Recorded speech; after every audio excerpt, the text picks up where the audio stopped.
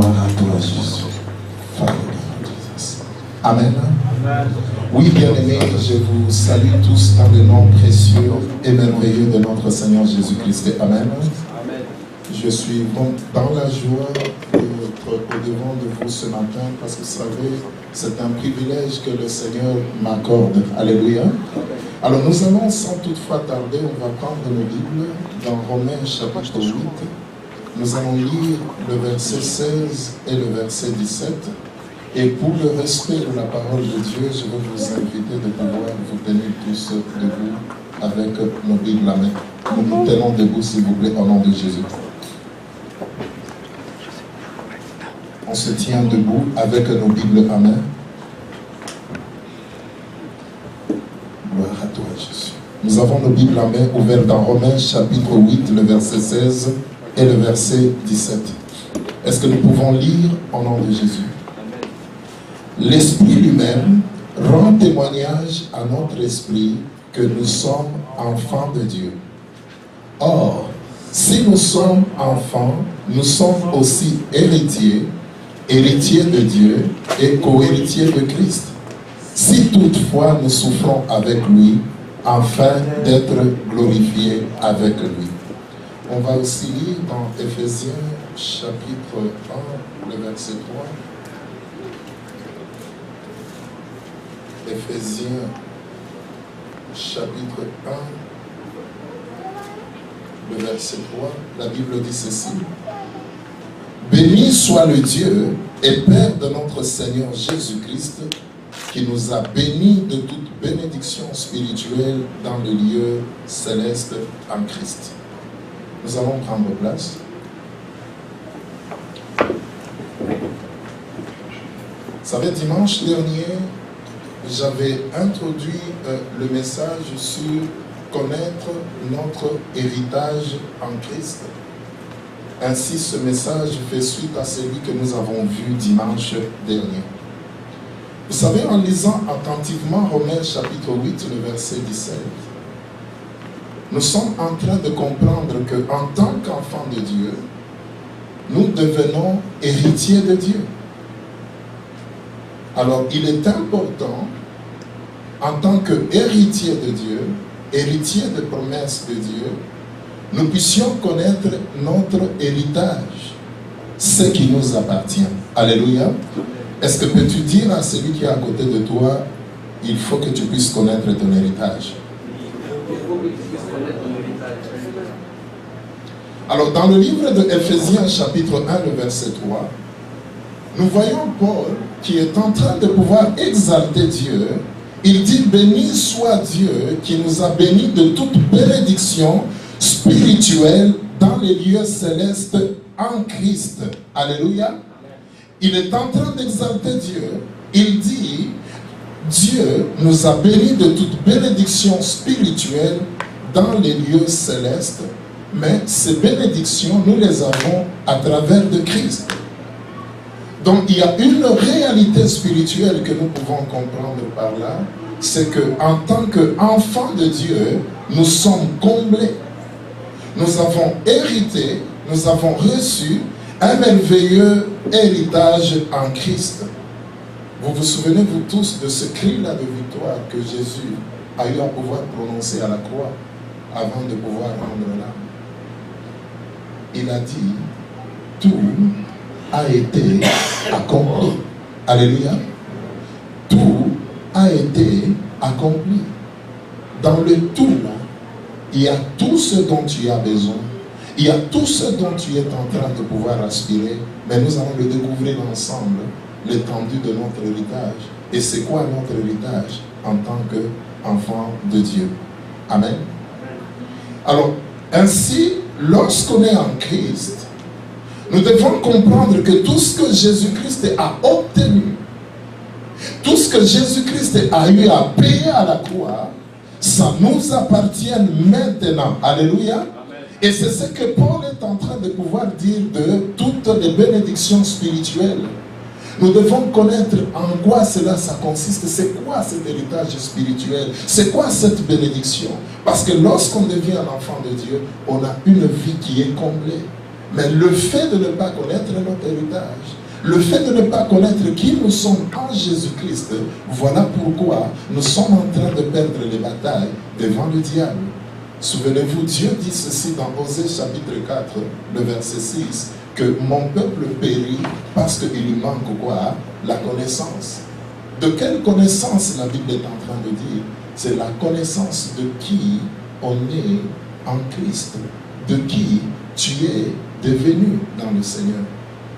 Deux fois, bien-aimé, vous pouvez voir quelqu'un, un adulte, une femme, ça peut être un homme. Lorsqu'il voit tout simplement la petite souris, mais il a peur de la souris. Mais la souris, quand ça va aussi loin, la souris fuit. Mais nous aussi, on fuit. Alléluia. Mais des fois, les souris, là, ça va aller dans le petit, ça commence à regarder, mais il est insensé. Moi, je suis en train de le fuir, mais lui aussi, il est en train de me fuir. Et c'est exactement comme ça que nous nous comportons aussi face à l'ennemi. Parce que Dieu nous a déjà donné toute la victoire sur la maladie. Il nous a donné la victoire sur la stérilité. Il nous a déjà donné toute la victoire, bien aimé, sur le chômage. Il nous a donné la victoire sur l'ancienneté. Mais on voit nombreux des enfants de Dieu qui sont anxieux. On voit nombreux des enfants de Dieu qui sont malades. Nombreux des enfants de Dieu qui sont pauvres alors qu'ils sont riches en Christ. Mais le fait qu'ils ne connaissent pas leur héritage, ils sont en train de vivre, ils n'entrent pas dans leur destinée, mais ils sont en train de vivre en deçà de leur potentiel. Pourtant, Christ a eu à pouvoir tout accomplir à la croix. Alléluia. Amen. Alléluia. Amen. Alors nous voyons que plusieurs chrétiens ignorent le contenu de leur héritage. Et ils sont en train de s'efforcer d'obtenir cela par la prière, ce qui d'ores déjà leur appartient. On voit des gens en train de prier, de pouvoir gêner pour la guérison. Pourtant, la guérison t'appartient déjà. Alléluia. Amen. Alléluia. Amen. Alors, si nous devons continuer, bien-aimés, à pouvoir prier pour ce qui nous appartient déjà, nous ne pouvons pas prendre possession de ce que Dieu nous réserve. Alléluia. Vous vous souvenez, dans la Bible, Dieu dit ceci, que sans la foi, il est impossible de lui être agréable. Et nous voyons encore dans le livre de Jean, où le Seigneur est en train de nous dire que si vous avez demandé quelque chose à Dieu, vous devez croire que vous l'avez déjà obtenu et vous le verrez s'accomplir. Le problème que nous avons prié, on prie, jeûné, on jeûne. Mais on ne croit pas qu'on a obtenu la chose qu'on a demandée. Comment est-ce qu'on va voir cela se matérialiser dans notre vie? Et c'est là où nous échouons souvent à l'école de la foi. Là où il faut avoir une ferme assurance que j'ai déjà obtenu la chose. Tu ne l'as pas encore vue, mais tu crois de tout ton cœur que j'ai la chose que j'ai demandée parce que lui, il est fidèle. Christ a dit, tout ce que vous demanderez au Père à mon nom, il vous l'accordera. Alléluia. Bien-aimés, nous devons savoir ceci, que Dieu, dans l'abondance de sa grâce, il a pourvu à tous les besoins de l'Église en Christ.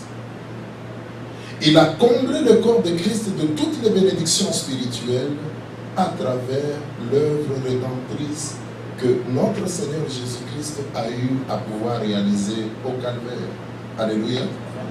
Et il nous a comblé de toutes les bénédictions spirituelles. Tout, ça signifie que tout, on a tout. On n'a pas une partie, on a tout. Alléluia. Amen. Alors, afin de découvrir notre héritage, parce que c'est important, vous savez que la Bible, elle est composée de deux parties. Il y a ce qu'on appelle l'Ancien Testament et il y a ce qu'on appelle le Nouveau Testament. Mais je veux vous exhorter, en tant que chrétiens de la Nouvelle Alliance, nous devons beaucoup lire le Nouveau Testament pour pouvoir découvrir, parce que c'est notre période. Alléluia. Pour pouvoir découvrir les versets qui sont en train de parler de qui nous sommes en Christ. Pour découvrir aussi des versets qui parlent de ce qui nous appartient en lui. Alléluia.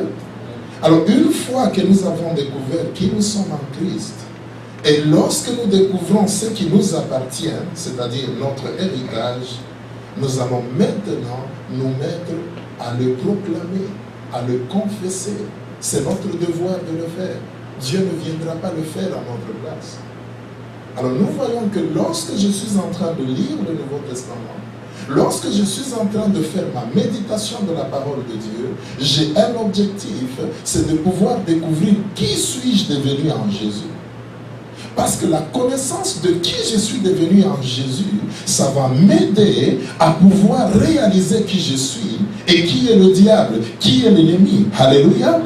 Et lorsque je suis en train de lire, de méditer la parole de Dieu, et je suis en train de chercher à découvrir c'est quoi qui nous appartient, c'est quoi l'héritage, c'est quoi les promesses de Dieu, parce que c'est lui que nous sommes en train de pouvoir servir. Nous devons connaître sa nature. Tu dois connaître la nature de ce Dieu-là que tu invoques chaque matin. Tu dois connaître sa nature. Il est un Dieu qui est fidèle. Alléluia. Il est derrière sa parole pour pouvoir l'accomplir. Alléluia. Dieu, il a exalté sa parole au point qu'il a mis même au-dessus de lui-même. Amen, amen.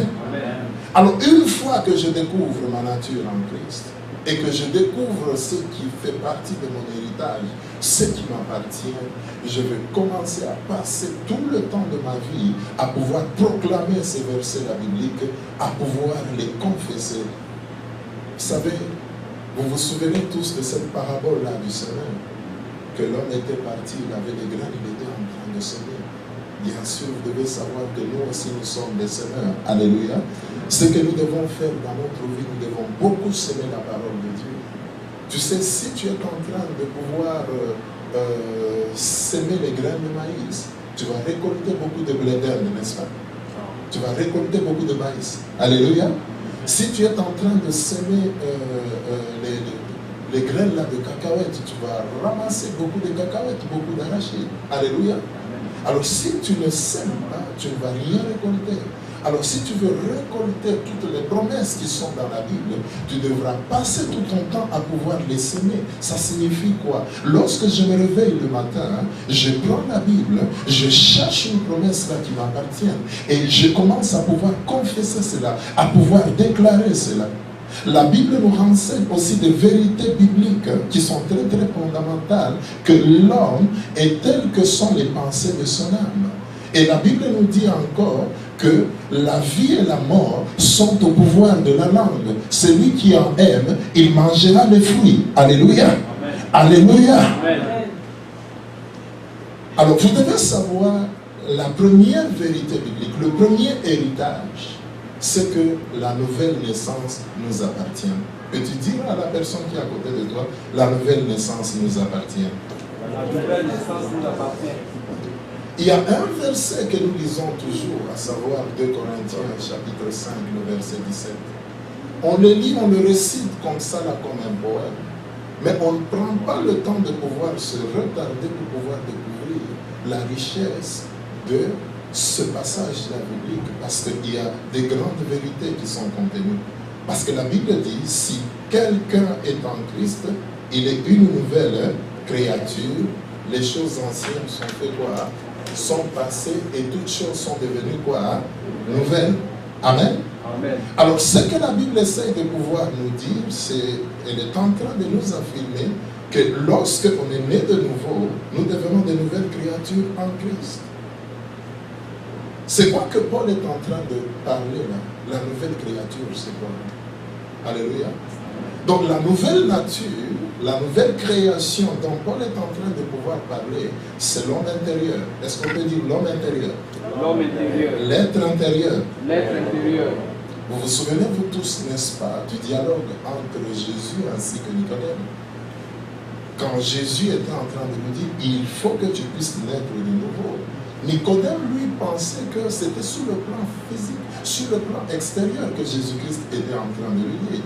Il lui dit là, moi qui suis vieux, dois-je rentrer encore dans le ventre de ma mère pour aller encore naître de nouveau? Alléluia. Mais Jésus-Christ était en train de pouvoir lui parler des choses de l'esprit. Et nous devons savoir que c'est l'être intérieur dont Paul est en train de parler ici. C'est que lorsque tu es né de nouveau, ton être intérieur est né de nouveau. Alléluia. Et pour que nous ne puissions pas avoir de doute là-dessus, parce que quand on lit encore dans 2 Corinthiens chapitre 4, le verset 16, Paul dit ceci, c'est pourquoi nous ne perdons pas courage, et lors même que notre homme extérieur se détruit, notre homme intérieur se renouvelle de jour en jour. Amen. Alléluia. Amen. Alors, c'est quoi qui est né de nouveau? Est-ce que c'est notre être intérieur ou notre être extérieur? Alléluia. Alors nous comprenons très bien que c'est notre intérieur, c'est notre esprit qui est né de nouveau. Alléluia. C'est notre esprit qui est devenu une nouvelle créature. C'est-à-dire Dieu te recrée. Parce que notre esprit était mort lorsque Adam et Ève ont eu à pouvoir commettre le péché. Il y a eu rupture de communion entre l'esprit de l'homme avec l'esprit de Dieu. Comment je peux expliquer cela? Parce que vous avez tous des ordinateurs portables à la maison où vous avez des routeurs. Et il faudrait que vous puissiez avoir le Wi-Fi ou le Wi-Fi pour certains. Alléluia. Alors, lorsque votre Wi-Fi est éteint, vous ne pouvez plus avoir le signal Internet, n'est-ce pas?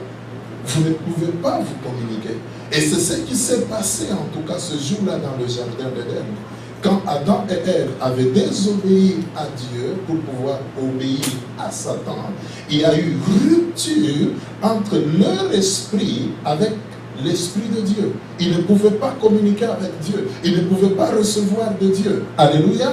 Voilà pourquoi quelqu'un qui n'a pas encore reçu Christ, qui n'est pas encore né de nouveau, il ne peut pas recevoir quelque chose de Dieu. Alléluia. Amen. Parce que ton esprit ne peut pas entrer en communication avec celui de Dieu. Parce que ton Wi-Fi est fermé. Mais lorsque tu invites le Seigneur Jésus-Christ dans ta vie, lorsque tu le reconnais maintenant dans ta vie comme étant ton Seigneur, le Wi-Fi maintenant est alimenté. Alléluia.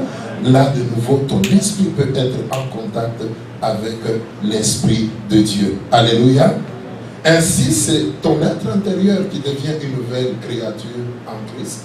Et Paul dit, les choses anciennes sont passées et toutes choses sont devenues nouvelles. Alléluia. Tout cela se rapporte toujours par rapport à l'homme intérieur. Et vous devez savoir que nous avons tous été issus de qui? De Adam et Ève. Ainsi, lorsque Adam et Ève, ils ont désobéi à Dieu, nous avons tous été vendus au diable. Parce que nous étions devenus esclaves du péché. Alléluia. Nous avons hérité ce que la Bible est en train de parler de la nature pécheresse. Ce sont des choses que vous êtes en train de pouvoir connaître. Alléluia. Donc on était devenus des esclaves de Satan, des esclaves du péché, les esclaves de la chair. Vous savez, la Bible nous dit que cette chair, elle a des désirs qui sont en opposition avec les désirs de l'esprit. Alléluia. Parce que les désirs de la chair nous mènent tout droit vers la mort. Amen, amen, amen. Alléluia. Amen. Alors, en tant qu'esclave, bien aimé, on n'avait pas de salaire. En tant qu'esclave, on travaillait pour rien. On était là pour rien. On avait besoin d'affranchissement. Alléluia. Et pour que nous puissions être affranchis, il fallait que quelqu'un puisse payer le rançon. Et c'est Christ notre rançon. Je vous donne un exemple. Si aujourd'hui vous avez commis un crime et qu'on vous arrête, on vous met en prison. Vous êtes en prison. Mais supposez que votre femme a tellement besoin de vous, elle dit non, non, et qu'elle avait beaucoup de moyens. Elle dit non, s'il faut que je puisse dépenser ma fortune pour que mon mari puisse sortir de la prison, je vais le faire. Et elle va voir le juge, elle dit non, j'aimerais que mon mari puisse aller dehors. On dit, mais il a commis un crime. Elle dit oui. Parce que quand on le jette en prison, c'est pour qu'il puisse payer de ses crimes, n'est-ce pas? Alléluia. Elle dit oui, je veux payer. Il dit oui, mais comment tu veux payer? Je dis non, je vais donner la rançon, fixe la rançon que tu veux. D'habitude, les juges, ils ont l'habitude de pouvoir fixer le prix de rançon très élevé. Alléluia. On dit non, est-ce que tu as 100 000 $ pour payer? Il dit oui, je paye. Mais pourvu que mon nom puisse sortir. Alléluia. Mais il a commis un crime. À cause du rançon, vous allez voir la personne sortir dehors. Alléluia. Il en est de même de nous. Nous étions aussi des esclaves du péché. Alléluia. Il a fallu que Dieu puisse donner quelque chose en rançon. C'est pour cela que la Bible nous dit dans Jean 3,16 que Dieu a tant aimé le monde. C'est pour cela qu'il a donné son Fils unique, afin que quiconque croit en lui ne périsse pas, mais qu'il puisse avoir quoi? La vie éternelle de Dieu. Alléluia. Alléluia. Et Dieu a payé un prix. Et le prix, c'est le prix de Jésus. Voilà pourquoi on est en train de parler que nous avons été rachetés par le sang précieux de Jésus. Pourquoi est-ce qu'on appelle le sang précieux? Parce qu'il est précieux. Parce que ce n'est pas rachetable avec de l'or. Alléluia. Donc, nous voyons que la mort de Christ à la croix était un prix suffisant que Dieu a payé afin que nous puissions être affranchis des puissances des ténèbres qui nous retenaient assujettis. Amen, amen, amen. Amen. Alléluia. Amen. Alors nous devons comprendre aussi, lorsque on va dans Romains chapitre 5, le verset 12, il y a une autre vérité spirituelle que nous devons comprendre. La Bible dit ceci, c'est pourquoi comme par un seul homme, le péché est entré dans le monde, c'est-à-dire par le biais de Adam et Ève, parce que ce sont les premiers ancêtres dont nous sommes tous issus. Donc lorsque eux, ils avaient désobéi, c'est-à-dire parce que nous sommes les descendants d'Adam et Ève, nous avons été contaminés par le péché. C'est-à-dire, lorsque tu es dans ce monde, tu hérites déjà de la nature pécheresse. Il dit, c'est pourquoi comme par un seul homme, le péché est entré dans le monde, et par le péché la mort, et qu'ainsi la mort s'est étendue sur tous les hommes, parce que tous ont péché. On va prendre le verset 14 aussi. Cependant, la mort a régné depuis Adam jusqu'à Moïse, même sur ceux qui n'avaient pas péché par une transgression semblable à celle d'Adam, lequel est la figure de celui qui devrait venir. On prend aussi le verset 18. Ainsi donc, par une seule offense, la condamnation a atteint tous les hommes, de même par un seul acte de justice, la justification qui donne la vie s'étend à tous les hommes. Est-ce qu'on peut acclamer pour le roi des rois? Alléluia. Alléluia. Amen. Alors nous voyons déjà ici que la nature pécheresse qu'on avait héritée d'Adam et Ève, lorsqu'on est venu dans ce monde, elle va s'éteindre, elle va disparaître lorsque nous devenons enfants de Dieu. Alléluia. Amen. Cette nature-là pécheresse n'existe plus. Est-ce qu'on peut dire elle n'existe plus? Le vieil homme, il n'existe plus. Amen. Amen. Alors, nous devons comprendre maintenant que l'être intérieur est devenu une nouvelle créature, celle de Dieu. C'est-à-dire, dans notre esprit, on est déjà conforme à l'image de quoi? De Dieu. Alors, on n'a plus la nature pécheresse. On n'a plus la nature de la chair. Vous allez voir, quelqu'un qui marche selon la chair, lorsqu'il commet un péché, lorsqu'il se prostitue, lorsqu'il commet une infidélité ou un vol ou un mensonge, bien aimé, ça ne lui dit rien. Alléluia. Il peut même en train de le faire tout en souriant. Mais lorsqu'on devient enfant de Dieu, bien aimé, vous devez savoir que dans notre nouvelle nature, n'accepte plus le péché. Alléluia. Je ne sais pas si ça vous arrive. Quelqu'un qui est conduit maintenant par le Saint-Esprit, le péché c'est comme un fardeau, ça le dérange. Quand il lui arrive qu'il commet le péché, à tout moment il est en train de chercher de faire quoi? De pouvoir demander pardon à Dieu. Alléluia. Parce que notre nouvelle nature n'accepte plus les péchés.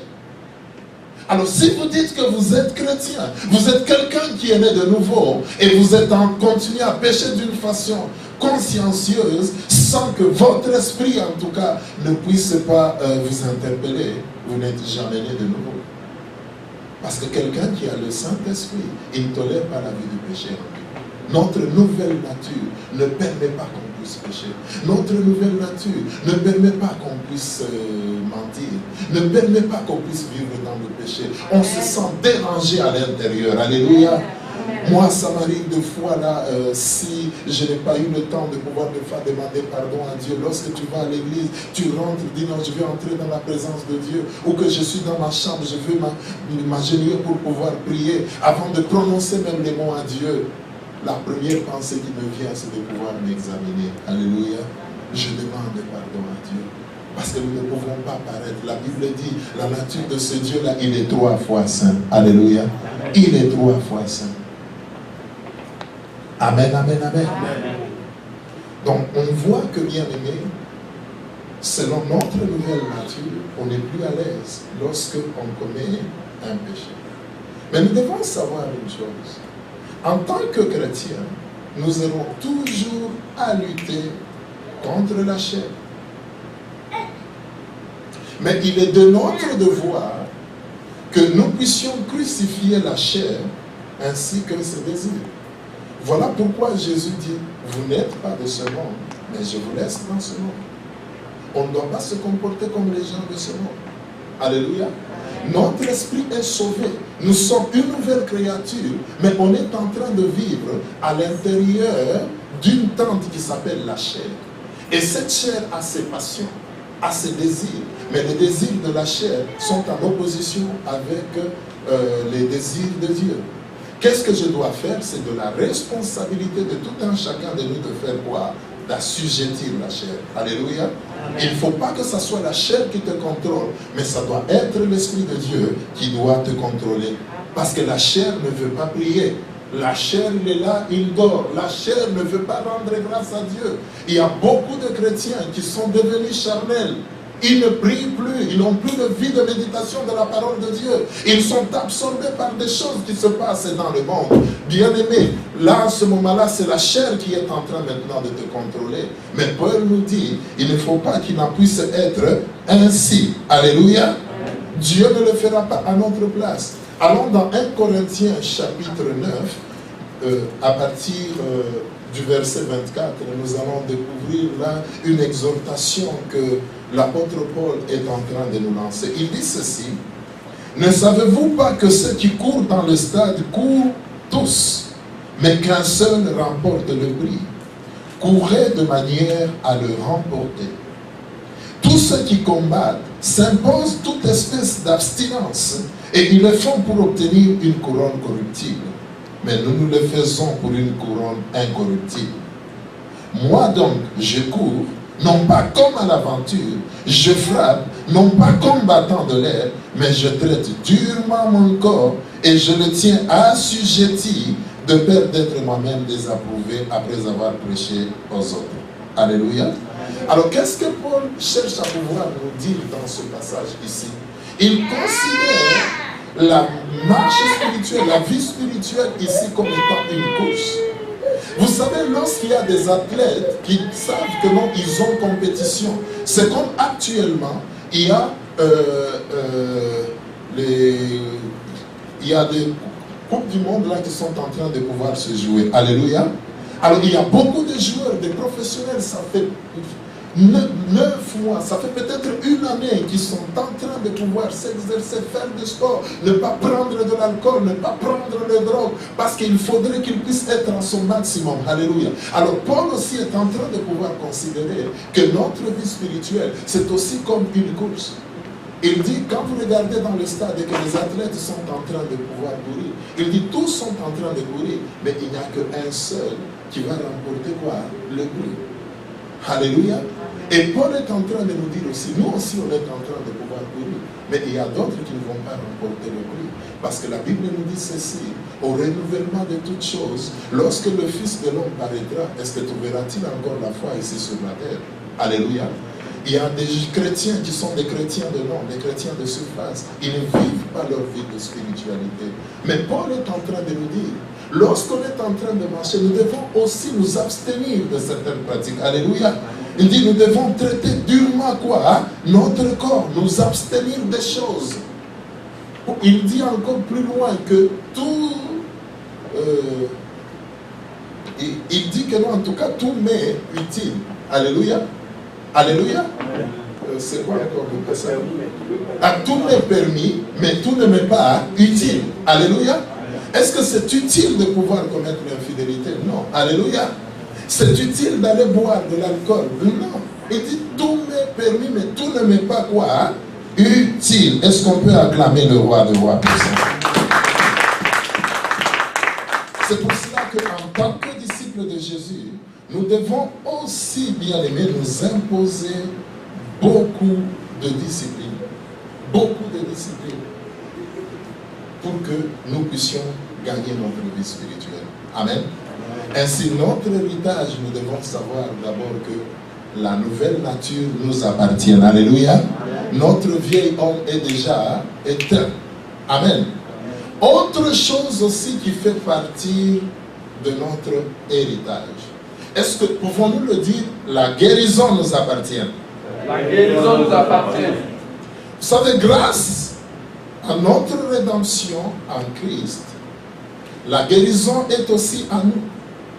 Et cela fait partie de notre héritage. Alléluia. Est-ce qu'on peut encore dire la guérison nous appartient? La guérison nous appartient. Alors, il y a 3 passages que je vais vous inviter à pouvoir méditer avec moi. Le premier, c'est de Ésaïe chapitre 53. On va prendre le verset 4 et le verset 5. Ésaïe 53, le verset 4 et le verset 5. La Bible dit ceci. Cependant, c'est son non-souffrance qu'il a porté. C'est de nos douleurs qu'il s'est chargé, et nous l'avons considéré comme puni, frappé de Dieu et humilié. Mais il était blessé pour nos péchés, brisé pour nos iniquités. Le châtiment qui nous donne la paix est tombé sur lui, et c'est par les meurtrissures que nous sommes guéris. Alléluia. Amen. Alléluia. Amen. Alors, si vous prenez le texte hébreu, vous allez voir que le mot qu'on a lu au verset 4, cependant, c'est de nos souffrances qu'il a porté. Alors, la traduction de ce mot-là, souffrance, au niveau, en tout cas, de Bible hébreu, c'est traduit par quoi? Souffrance, c'est traduit par infirmité et maladie. Alléluia. C'est que Christ à la croix, lorsqu'il a été meurtri à la croix, il a porté, il s'est chargé de nos infirmités, ainsi que de quoi? De nos maladies. Jésus les a déjà portées. Alléluia. Alors nous voyons ici, c'est le prophète Ésaïe qui a vécu plusieurs années avant la naissance de Christ. Il avait prophétisé sur la venue du Messie. Il avait même prophétisé comment est-ce qu'il allait mourir. Il avait même prophétisé aussi la résurrection de notre Seigneur Jésus. Mais dans ce passage ici, nous voyons que Ésaïe, il est en train de pouvoir parler de l'avenir. Quand Christ, il va venir pour pouvoir nous sauver. Et il y a un autre passage qui parle toujours de la guérison et qui importe à ce que vous puissiez le méditer pour comprendre que la guérison nous appartient. Alléluia. Nous découvrons dans Ésaïe 53 que c'est par les meurtrissures de la croix de Golgotha que nous sommes guéris. C'est que Christ a été meurtri dans son corps pour que toi et moi, nous ne puissions plus être malades. Alléluia. Il s'est chargé déjà de nos infirmités. Il a porté nos infirmités. Il a porté nos maladies pour que toi, tu ne deviennes pas malade. Pour que toi, tu ne souffres pas de douleur. Et quand on parle d'infirmité, bien aimé, ce mot, qu'est-ce que ça veut dire dans la Bible? Ça parle d'une affection chronique d'une ou partie de notre corps. Ça signifie que si d'une façon chronique, il y a l'estomac qui te dérange, tu as des maux de tête, tu as des douleurs, tu devras savoir la vérité, que la guérison t'appartient. Alléluia. Jésus a déjà porté ça pour que toi tu ne portes pas cela. Alléluia. Amen. Tu dis mon corps est le temple du Saint-Esprit. Mon corps est le temple du Saint-Esprit. Est-ce qu'on peut le dire encore à haute voix? Mon corps est le temple du Saint-Esprit. Mon corps est le temple du Saint-Esprit. Parce que selon ta nouvelle nature, ton corps est devenu le temple du Saint-Esprit. La Bible n'est pas en train de te dire que ton corps est le temple de la maladie. La Bible ne te dit pas que le corps est le temple des douleurs. Alléluia. Alors la Bible nous dit, résistez au diable et il fuira loin de vous. Parce que nous savons que le diable, quoique c'est un ennemi qui a été vaincu, il est là toujours en train de rôder autour des enfants de Dieu. Il est là toujours en train de nous livrer bataille. Amen, amen, amen. Alors Paul nous dit, vous devez résister au diable. Comment est-ce que nous devons résister au diable? C'est que lorsque je me réveille le matin, mon corps qui est le temple du Saint-Esprit, je sens qu'il y a des douleurs quelque part, je sens que j'ai la fièvre. Bien aimé, ce que je devrais faire, c'est proclamer qui nous sommes en Christ. C'est proclamer ce que Christ a eu à pouvoir réaliser à la croix de Golgotha. Tu devras refuser toute forme de symptômes dans ton corps au nom de Jésus. Parce que la maladie ne vient pas de Dieu. Est-ce qu'on peut le dire? La maladie ne vient pas de Dieu. La maladie ne vient pas de Dieu. Alors, qu'est-ce qui se passe? Pourquoi est-ce que beaucoup d'enfants de Dieu, de foi, sont si malades? C'est que quand les symptômes apparaissent, au lieu de prendre autorité, de pouvoir chasser ces symptômes, au lieu de proclamer la parole de Dieu, en prenant par exemple pour appui Ésaïe 53, le verset 4 jusqu'au verset 5, que ce n'est pas les meurtrissures de Jésus-Christ que nous avons été guéris. Alléluia! Que Christ à la croix, il avait déjà porté mes maladies, il a porté mes infirmités pour que moi je ne puisse pas m'en souffrir. Toi, monsieur le diable, je refuse ces douleurs au nom de Jésus-Christ. Quand tu le résistes comme ça avec une foi ferme, avec la parole de Dieu, il va fuir au-devant de toi. Amen, amen. Amen. Mais vous allez voir que nombreux sont les enfants de Dieu qui tolèrent tous ces symptômes. Amen. On va examiner un autre passage, 1 Pierre, chapitre 2, le verset 24. 1 Pierre, chapitre 2, le verset 24. Ce sont des versets clés que tu devras avoir avec toi, tu devras même les mémoriser. Amen, amen. Lorsqu'il y a des symptômes de maladie qui disparaissent, tu as des munitions qui vont te permettre de pouvoir remporter la bataille. La Bible dit ceci, lui qui a porté lui-même nos péchés en son corps sur le bois, afin que, mort au péché, nous vivons pour la justice, lui par les meurtrissures duquel vous avez été guéris. Alléluia. Vous avez été guéris. Nous voyons ici, la guérison, c'est un fait qui a déjà été accompli. Vous devez comprendre que votre guérison a déjà été acquise par Jésus-Christ à la croix quand il a crié que tout a été accompli. Il a déjà payé le prix pour que toi tu puisses être en bonne santé. Alléluia. Elle est maintenant à vous maintenant cette guérison et elle vous appartient. Amen. Et il y a un autre passage que j'aime beaucoup. On va revenir tantôt sur 1 Pierre chapitre 2 le verset 24. On va aller dans Matthieu chapitre 8 le verset 17. Matthieu chapitre 8 le verset 17. La Bible dit quoi? Afin que s'accomplisse ce qui avait été annoncé par Ésaïe le prophète, ce que nous avons lu dans Ésaïe 53, 4 et 5. Il a pris nos infirmités, il s'est chargé de quoi? De nos maladies. Alléluia. Alléluia. Alors vous allez voir qu'il y a des gens qui sont en train de rechercher la guérison pendant longtemps. Et ils sont en train de se demander, mais pourquoi Dieu ne me guérisse pas? Alors laisse-moi te dire, si tu es de ceux-là qui sont en train de pouvoir se demander pourquoi Dieu ne te guérisse pas, il ne va pas te guérir. Ça vous choque, hein? Alléluia. Amen. Tu dois connaître ton héritage. Amen. Tu devras savoir que la guérison, c'est quelque chose qui a déjà été payé à la croix. C'est quelque chose qui a déjà été acquise pour toi. Tu dois le proclamer, tu dois le confesser. Alléluia. Amen. Tu dois confesser cela, tu dois confesser que tu es guéri, que tu es en bonne santé. Alléluia. Amen. Dis, je ne peux pas être malade. Je refuse de porter la maladie. Parce que Jésus a porté ça à la croix. Je refuse de porter les infirmités dans mon corps. Parce que Jésus les a déjà portées. Amen. Amen. Vous savez, j'ai eu à prier avec beaucoup de personnes qui souffraient, qui avaient des problèmes de maladie.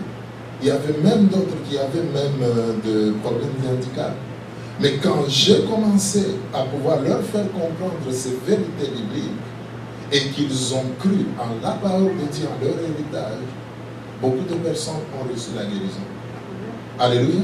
Amen. Alléluia. Amen. À partir de ces passages que nous avons lus, médite-les bien aimés. Si tu crois véritablement à la parole de Dieu, tu vas voir des miracles. Alléluia. Amen. Alléluia. Amen. Vous savez, des fois, nous pensons avoir la foi en la parole de Dieu. Mais trop souvent, nous ne croyons pas en ce que cela déclare. Parce que quand je lis Matthieu 8, le verset 17, il dit, il a pris nos infirmités. Regardez très bien la conjugaison qui est dans cette phrase. C'est au présent ou au passé? Et c'est au présent ou au passé? Mais pourquoi l'usage du passé? C'est que la guérison, ça a déjà été acquis pour moi. Alléluia. C'est un acte qui est déjà acquis. C'est comme si on prenait aujourd'hui l'équipe de Brésil avec l'équipe de Côte d'Ivoire ou l'équipe de la RDC.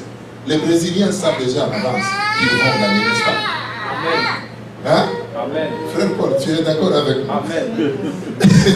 Ils le savent déjà qu'ils vont gagner, n'est-ce pas? Amen. Ah, je vois le frère Armand qui dit là-bas, non, pasteur, on peut toujours produire une surprise. Ils le savent déjà. Il en est de même aussi, nous connaissons notre position, on le connaît déjà. Alléluia. Amen. On connaît notre position. Amen, amen, amen. Alors, je disais qu'on devrait revenir dans 1 Pierre chapitre 2, le verset 24. Parce que nous comprenons ici, il y a une autre vérité biblique qu'il sied de pouvoir comprendre. Parce que vous savez, à l'origine, la maladie n'existait pas. La maladie n'était pas là dans le jardin d'Éden. Quand est-ce que la maladie est entrée? C'est lorsqu'il y a eu la transgression. C'est que l'origine beaucoup de péchés, l'origine des maladies, est liée souvent au péché. Alléluia. Amen. Mais regardez ici ce que Jésus a fait. Lui qui a porté lui-même nos péchés en son corps sur le bois. C'est-à-dire, il a d'abord éliminé la cause de la maladie. Alléluia. Amen. Il a porté nos péchés. Il s'est fait pécher pour nous. Et nous, nous sommes devenus quoi? Justice de Dieu. Dis, je suis devenu justice de Dieu. Parce que c'est ça la réalité de la rédemption. Christ a d'abord éliminé le problème de quoi? Ce qui est même à l'origine de la maladie, c'est-à-dire le péché. Il l'a porté avec lui sur la croix. Bien-aimés, ne laissez pas le diable continuer à pouvoir vous oppresser. Parce que ce que vous devriez savoir, c'est ceci. Quel que soit le péché que tu as eu à commettre dans ta vie, dès lors que tu as eu à recevoir Christ dans ta vie et que tu as demandé pardon à Dieu, Dieu a oublié ce péché. Alléluia. Il n'a pas, non pas seulement qu'il a pardonné, il a aussi oublié. Il a oublié. Et c'est ça l'avantage pour nous les chrétiens de la Nouvelle Alliance. Parce que dans l'Ancienne Alliance, lorsqu'il arrivait aux gens de pouvoir commettre le péché, ils amenaient des animaux au temple et ils allaient voir le souverain sacrificateur qui devrait égorger en tout cas cette brebis. Et on recueillissait, c'était soit des brebis ou des chèvres ou des boucs, et on recueillissait ce sang-là pour faire l'ablution là de manière à ce que le péché puisse être couvert. Alléluia. Je vous donne l'exemple. Il y a deux fois, vous pouvez avoir les Bibles Louis II. Alors, regardez dans la couverture de votre Bible. Elle peut être noire comme celle que je vois ma soeur avec. Alléluia. Alors, s'il y a une tache noire qui tombe là-bas, on ne va pas peut-être le voir, mais la tache est toujours là, n'est-ce pas? L'angle noir, elle est toujours là. Et c'était ça aussi, dans l'Ancienne Alliance. Le sang de bouc, ça ne faisait que couvrir le péché, mais le péché était toujours là. Mais dans la Nouvelle Alliance, le sang de Jésus, il efface le péché. Alléluia. Il efface le péché. Souvenez-vous de Jean quand il a introduit Jésus dans son ministère. Il a dit quoi? Voici l'agneau de Dieu qui ôte le péché du monde. Est-ce qu'on peut acclamer pour notre Seigneur Jésus? Amen.